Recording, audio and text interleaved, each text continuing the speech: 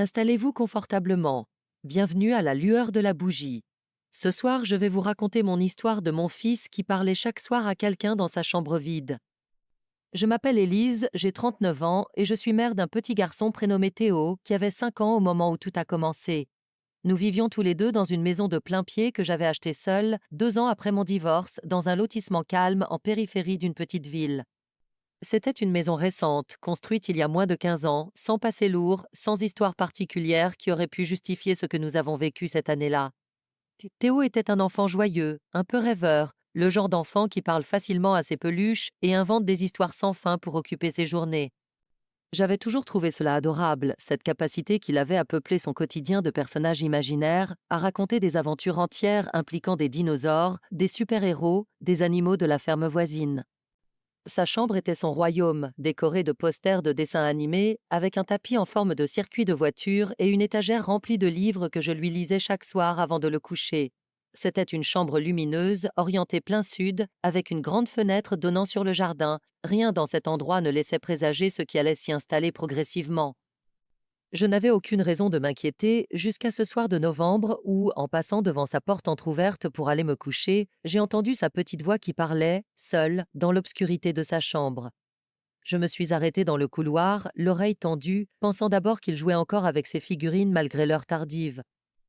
Mais en écoutant plus attentivement, j'ai réalisé que sa voix suivait un rythme étrange, des pauses régulières, comme s'il attendait une réponse entre chacune de ses phrases. J'ai poussé doucement la porte, m'attendant à le trouver assis dans son lit avec une lampe de poche et ses jouets préférés éparpillés autour de lui. Il était bien assis dans son lit, les yeux grands ouverts dans le noir, tourné vers le coin de la chambre situé près de la fenêtre, un coin parfaitement vide. Je lui ai demandé doucement à qui il parlait, en essayant de garder un ton léger pour ne pas l'inquiéter inutilement avec mon propre trouble. Il m'a répondu avec le naturel désarmant des enfants de cet âge en me disant simplement le prénom d'un ami qui venait le voir tous les soirs pour lui tenir compagnie pendant que je dormais. Je me suis rassurée immédiatement, me disant qu'il s'agissait probablement d'un ami imaginaire tout à fait banal, quelque chose que beaucoup d'enfants inventent à cet âge pour combler la solitude ou canaliser leur imagination débordante. Je l'ai bordé, je lui ai souhaité bonne nuit, et je suis repartie me coucher sans accorder à cet épisode plus d'importance qu'il n'en méritait, du moins c'est ce que je pensais à ce moment-là.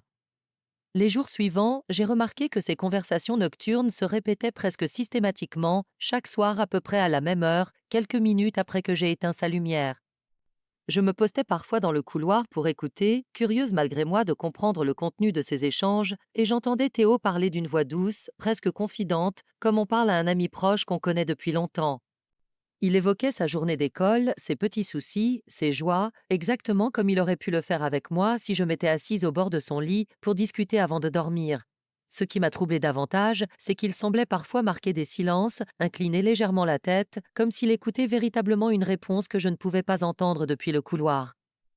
J'ai fini par lui poser plus de questions sur cet ami imaginaire un après-midi, alors que nous préparions le goûter ensemble dans la cuisine, un moment où il se confiait généralement plus facilement.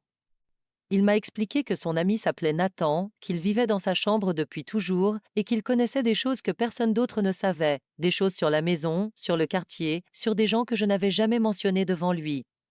J'ai ri nerveusement en écoutant cette description, en me disant que son imagination fertile puisait probablement dans des bribes de conversations entendues ici ou là, à l'école ou chez ses grands-parents. Mais une part de moi, celle qui commençait à observer ces détails avec une attention plus soutenue, a enregistré cette information sans vraiment savoir pourquoi elle me semblait importante. Un soir, en rentrant plus tôt que prévu d'un dîner professionnel, j'ai retrouvé la baby-sitter dans un état d'agitation qui ne lui ressemblait pas du tout, elle qui gardait habituellement Théo dans un calme parfait. Elle m'a expliqué, en cherchant visiblement ses mots, qu'elle avait entendu Théo parler dans sa chambre alors qu'elle était certaine de l'avoir couché et endormi 1 heure plus tôt. En entrant pour vérifier, elle avait trouvé la fenêtre grande ouverte alors qu'elle l'avait elle-même fermée avant de le mettre au lit, et un froid intense régnait dans la pièce malgré le chauffage allumé. Elle m'a avoué, presque gênée de le formuler, avoir eu la nette impression que quelqu'un venait de sortir de la chambre juste avant qu'elle n'y entre, sans qu'aucune porte ni fenêtre ne puisse expliquer ce départ. Elle m'a également confié un détail qu'elle avait d'abord hésité à me rapporter, de peur de paraître ridicule, un détail qui pourtant allait prendre tout son sens dans les semaines suivantes. En refermant la fenêtre ce soir-là, elle avait remarqué, tracée dans la légère buée qui recouvrait la vitre, une forme qui ressemblait étrangement à une petite main d'enfant, les doigts écartés, appuyés contre le verre de l'intérieur. Elle avait d'abord pensé que Théo lui-même avait pu toucher la vitre plus tôt dans la journée, mais la taille de l'empreinte, bien plus petite que celle de la main de mon fils, l'avait profondément troublée sans qu'elle sache pourquoi. Elle m'a proposé avec un embarras visible de ne plus garder Théo le soir si cela devait se reproduire, une demande que j'ai acceptée avec compréhension, tout en sentant grandir en moi une inquiétude que je ne parvenais plus à ignorer.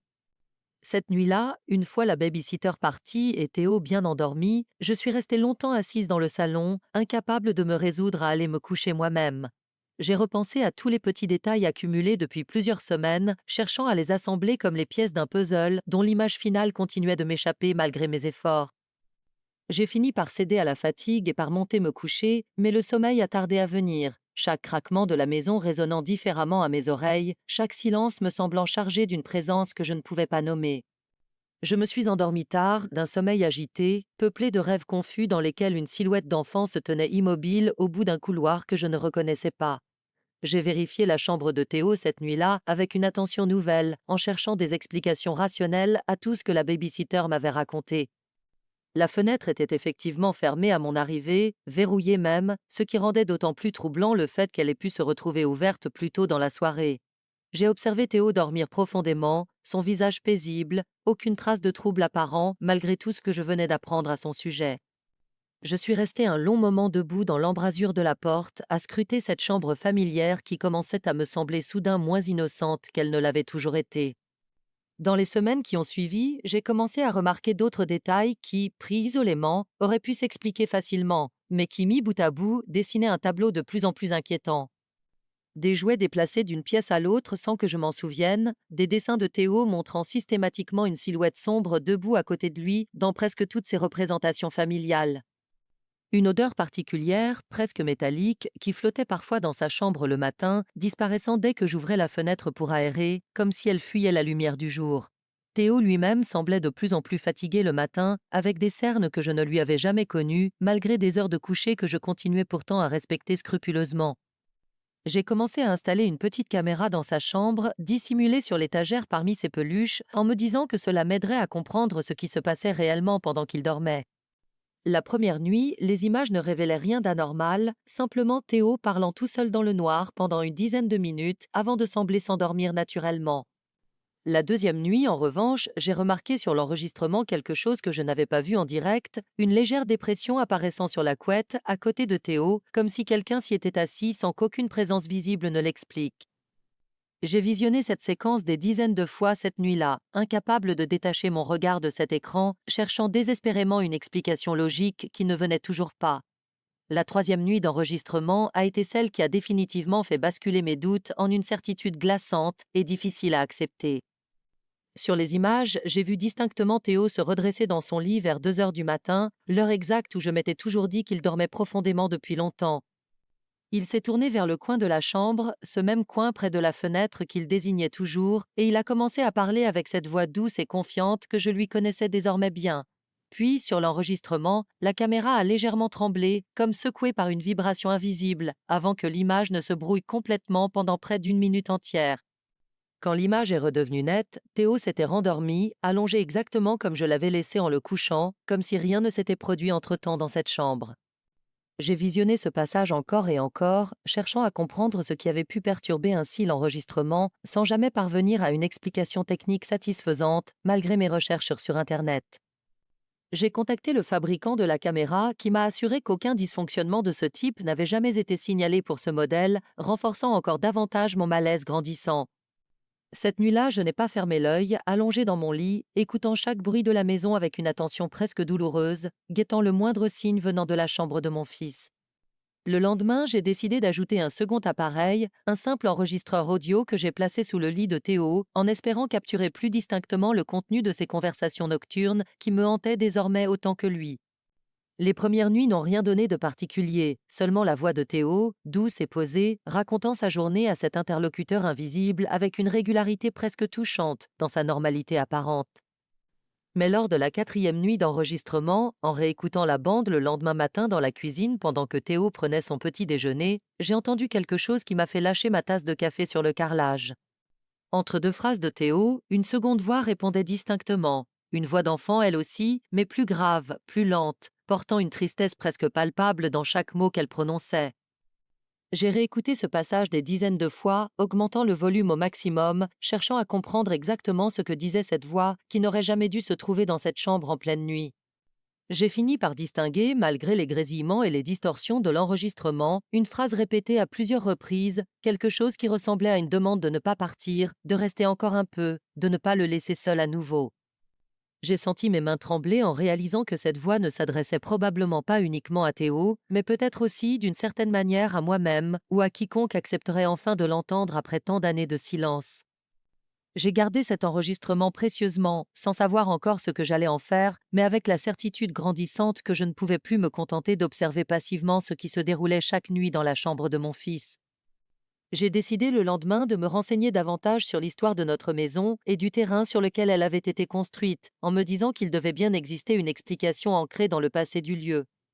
J'ai appris en consultant les registres de la mairie que notre lotissement avait été bâti sur un ancien terrain agricole appartenant autrefois à une famille dont le nom de famille était Fontaine et qui avait exploité cette terre pendant plusieurs générations. Rien dans les archives ne mentionnait de drame particulier, aucun décès violent, aucun événement tragique susceptible d'expliquer une quelconque présence, ce qui rendait la situation encore plus déroutante à mes yeux. J'ai néanmoins continué à creuser, persuadé qu'il existait un fil que je n'avais pas encore trouvé, une pièce manquante à ce puzzle qui prenait de plus en plus de place dans mes pensées. C'est en discutant avec une voisine plus âgée, installée dans le quartier depuis sa création, que j'ai enfin obtenu une information qui a changé ma compréhension de la situation. Elle m'a raconté qu'avant la construction du lotissement, une petite ferme se dressait à l'emplacement exact de notre maison, habitée par un couple âgé et leur petit-fils qu'ils élevaient seuls après le décès de ses parents dans un accident. Ce petit garçon, prénommé justement Nathan, était mort noyé dans un puits situé non loin de là, un accident tragique qui avait profondément marqué le quartier à l'époque, avant que la ferme ne soit rasée pour laisser place aux nouvelles constructions. J'ai senti un froid glacial me traverser en entendant ce prénom, celui-là même que Théo répétait chaque soir depuis des mois, en parlant de son ami invisible qui vivait, disait-il, dans sa chambre depuis toujours. Ma voisine, voyant mon trouble, m'a proposé de me montrer quelques photographies qu'elle conservait précieusement dans un vieil album, des clichés en noir et blanc pris lors d'une fête de village organisée peu avant la démolition de la ferme. Sur l'une d'elles, on distinguait un petit garçon d'environ 6 ans, debout devant un puits en pierre, souriant timidement à l'objectif, ses grands-parents posant fièrement à ses côtés dans leur habit du dimanche.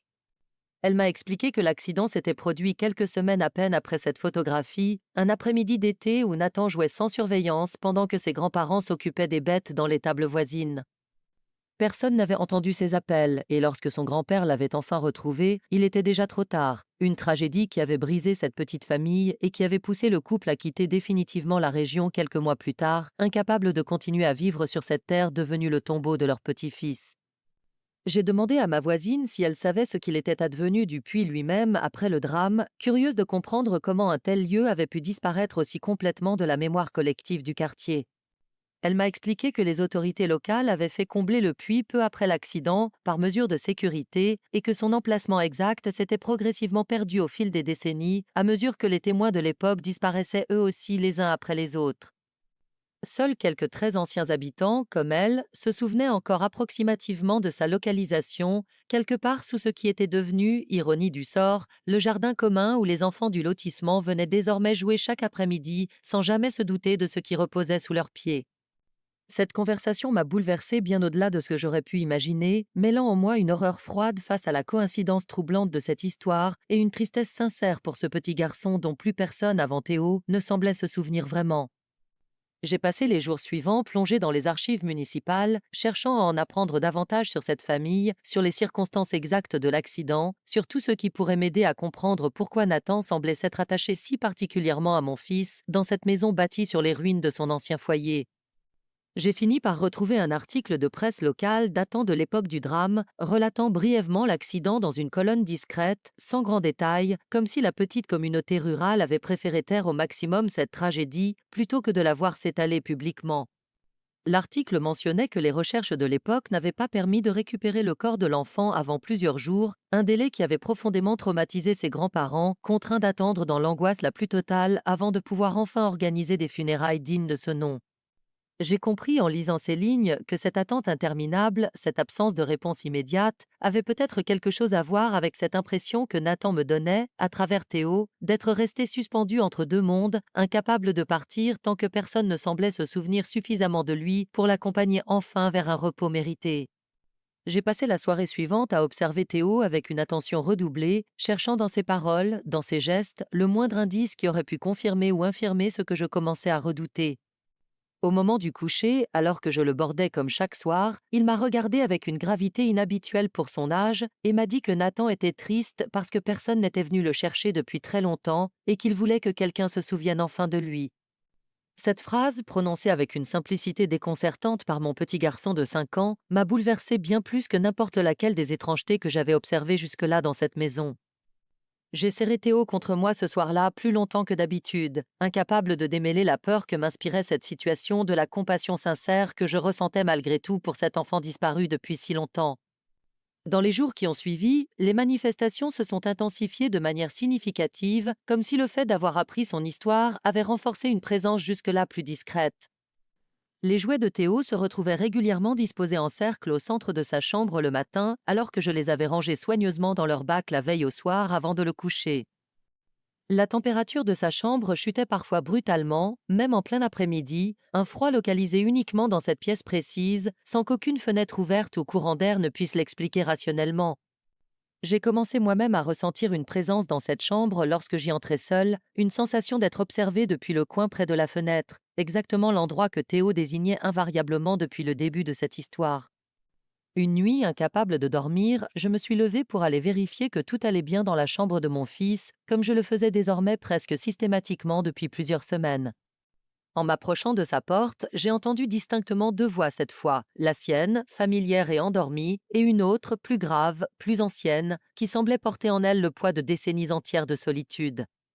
J'ai poussé la porte lentement, le cœur battant à tout rompre, et j'ai vu Théo assis dans son lit, tourné vers ce coin fatidique, une légère lueur bleutée flottant à peine au-dessus du sol à cet endroit précis. Cette lueur s'est estompée dès que la porte a grincé sous mon poids, laissant place à l'obscurité habituelle de la pièce, et Théo s'est retourné vers moi avec un sourire paisible, comme si rien d'inhabituel ne venait de se produire sous mes yeux.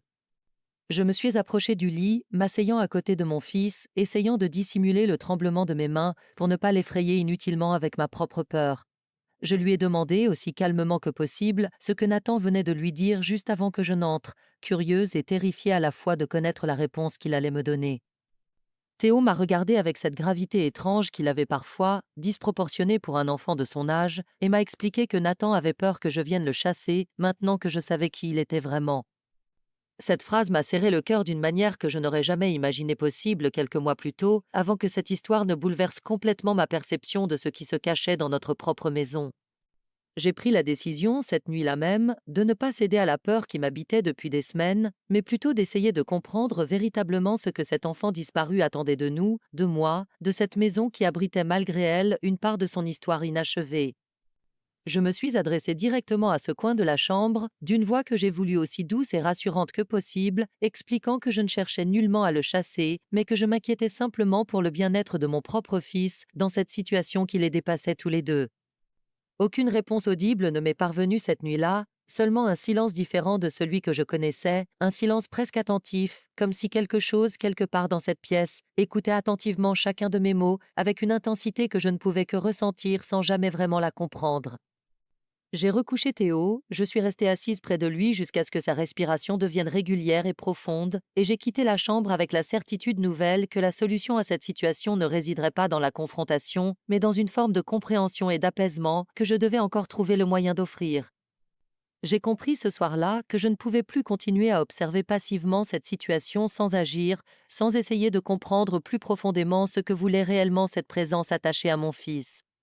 J'ai décidé de me rendre à l'endroit exact où se trouvait autrefois ce puits, dont ma voisine m'avait indiqué l'emplacement approximatif, situé désormais sous une partie du jardin commun du lotissement, recouvert de gazon depuis des décennies. Je m'y suis rendue seule, un après-midi, munie simplement d'un bouquet de fleurs, porté par une intuition que je ne savais pas vraiment expliquer, mais qui me semblait la seule chose sensée à faire dans cette situation qui dépassait mon entendement.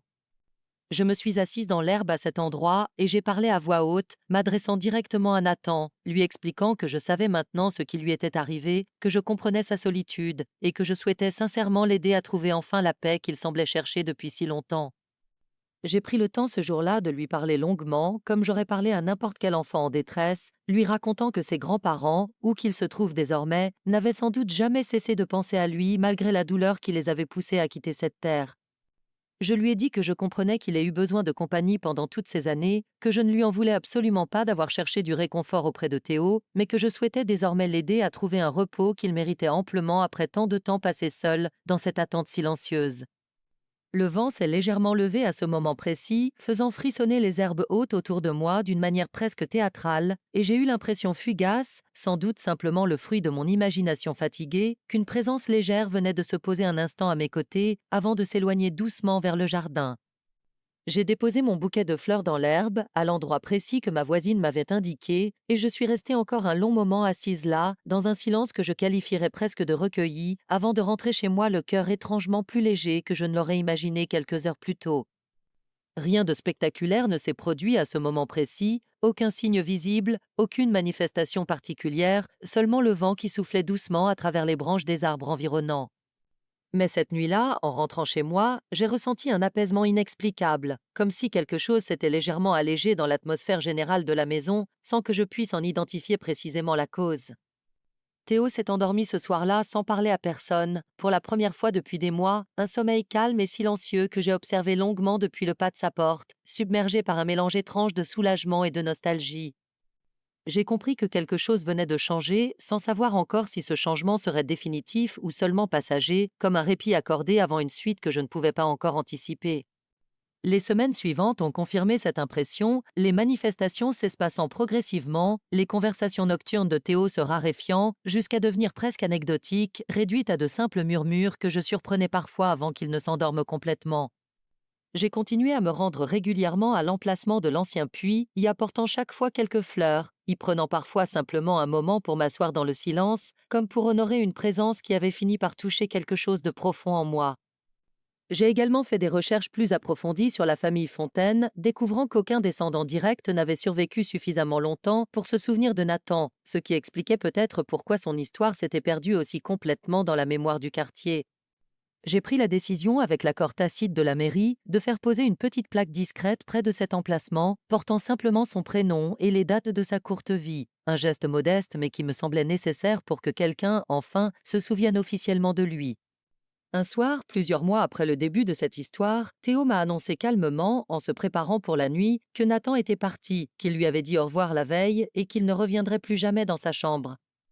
Il m'a expliqué, avec cette simplicité désarmante propre aux enfants, que Nathan avait dit se sentir enfin prêt à partir, maintenant que quelqu'un connaissait son histoire et se souvenait de lui, et qu'il n'avait plus besoin de rester enfermé dans cette chambre qui n'était plus vraiment la sienne depuis longtemps. J'ai senti mes yeux s'embuer en écoutant ces mots, mélange complexe de soulagement pour mon fils et de tristesse sincère pour cet enfant que je n'avais jamais connu de son vivant, mais dont l'histoire avait profondément marqué la mienne. J'ai bordé Théo ce soir-là avec une tendresse particulière, consciente que quelque chose venait réellement de se refermer, une boucle enfin bouclée après des décennies d'oubli et plusieurs mois de bouleversements dans notre petite maison. Je suis restée un long moment ce soir-là, assise dans le salon plongée dans la pénombre, à repenser à tout ce chemin parcouru depuis cette première nuit de novembre où j'avais surpris Théo en train de parler seul dans l'obscurité. J'ai repensé à ma propre peur initiale, à mon scepticisme des débuts, à cette lente bascule qui m'avait mené d'une inquiétude ordinaire de mère à une conviction profonde qu'un enfant disparu depuis des décennies avait trouvé refuge, l'espace de quelques mois, dans la chambre de mon propre fils. J'ai compris cette nuit-là que cette expérience avait changé quelque chose en moi de manière durable, une ouverture d'esprit que je n'aurais jamais cru possible avant de la vivre moi-même, une certitude nouvelle que le monde recelait bien plus de mystères que ce que notre quotidien nous laisse généralement percevoir. Je me suis endormie ce soir-là plus paisiblement que je ne l'avais fait depuis des mois, le cœur allégé d'un poids que je ne savais même plus vraiment nommer avec précision. Depuis cette nuit-là, la chambre de Théo est redevenue ce qu'elle avait toujours dû être, un simple lieu de repos et de jeu, sans plus aucune manifestation étrange, sans plus aucune voix nocturne s'élevant dans l'obscurité. Théo a grandi depuis, il ne se souvient plus vraiment de cette période, ou du moins il n'en parle plus jamais spontanément, comme si cette parenthèse avait été absorbée par les brumes normales de l'enfance et de ses souvenirs éphémères. J'ai gardé, moi, un souvenir bien plus vif de tout ce que nous avons traversé cette année-là, un souvenir que je n'ai jamais vraiment partagé avec mon entourage, de peur qu'on ne me prenne pour une mère trop fatiguée, ayant laissé son imagination s'emballer face à l'inquiétude ordinaire d'élever seul un jeune enfant. Pourtant, l'enregistrement audio de cette fameuse nuit existe toujours, conservé précieusement sur un disque dur que je n'ai jamais eu le courage d'effacer complètement, une preuve tangible que je ressors parfois, les soirs où le doute me reprend et où je me demande si je n'ai pas simplement rêvé toute cette histoire. Je repense souvent à ce petit garçon des années passées, à cette photographie en noir et blanc devant le puits, à ce sourire timide figé pour toujours à l'âge de 6 ans, et je me dis que malgré la tristesse profonde de son histoire, quelque chose de bon a peut-être fini par en sortir, ne serait-ce que le simple fait que quelqu'un, enfin, se soit souvenu de lui après toutes ces années d'oubli. Parfois, en bordant Théo le soir, je jette un regard furtif vers ce coin de la chambre, celui près de la fenêtre, sans plus aucune crainte désormais, simplement avec une pensée douce pour cet enfant qui a fini, je l'espère sincèrement, par trouver la paix qu'il cherchait depuis si longtemps. Ce petit garçon m'a appris, malgré lui, que la mémoire est parfois le plus beau cadeau que l'on puisse offrir à ceux qui ne sont plus là, et que quelques fleurs déposées dans l'herbe suffisent parfois à apaiser des décennies entières de solitude oubliée. Je continue, moi, à me rendre de temps en temps près de cette petite plaque discrète dans le jardin commun, y déposant simplement quelques mots silencieux, une manière pour moi de maintenir vivant le souvenir de ce petit garçon que le temps avait failli effacer complètement. Je ne saurai jamais avec certitude ce qui s'est réellement passé cette année-là, mais je sais une chose avec une certitude absolue, c'est que parfois, les enfants voient et entendent des choses que nous, adultes, avons appris à ne plus percevoir, et qu'il faut savoir les écouter avant qu'il ne soit trop tard. Merci infiniment de m'avoir écouté ce soir. N'oubliez pas de vous abonner à la lueur de la bougie pour ne manquer aucune histoire. Prenez soin de vous, fermez bien vos portes et retrouvons-nous demain soir à la lueur de la bougie.